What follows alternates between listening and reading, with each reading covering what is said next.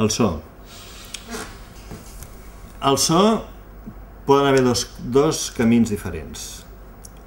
Un, si és so directe, doncs també ens envien tot el material gravat de so que es fa en paral·lel en el muntatge. Normalment el que es fa és, si el so és directe, quan es digitalitza tot el material s'incorpora el so perquè ja estigui tot sincrònic, perquè a l'hora de fer l'offline ja tinguin tot el so directe sincrònic. Un cop ho tenen, fan el seu muntatge i també es crea com el que seria una EDL però de so, que es diu OMF. Que això, la sala de so ho captura i llavors li queden tots els àudios posats en el seu lloc. Llavors acaben de fer la mescla. Aquí tenim la sala de so. La sala de so és on es fan les locucions, es graven les locucions, fem els efectes de so que poden ser de llibreria o bé creats, amb la qual tenim una sèrie d'eines per poder crear efectes sala.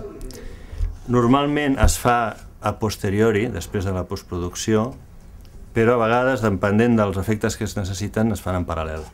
Llavors tenim totes les sales a prop per poder treballar tots en paral·lel uns amb els altres. Aquesta sala concretament està preparada per treballar en 5.1 i es poden preparar coses de cinema, però no està encara homologada per cinema.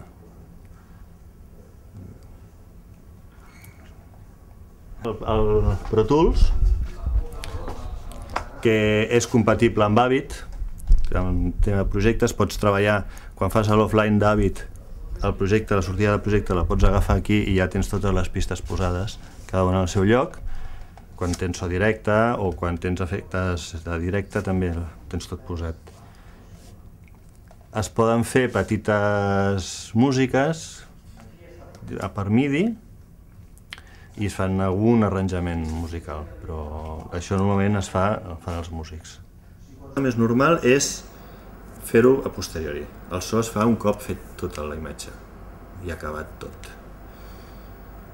A vegades dona el cas que hi ha coses que per sincronitzar efectes, sobretot si hi ha una locució per sobre, que hem de posar algun títol o alguna cosa que va sincrònica amb la locució, que llavors ho han de fer abans.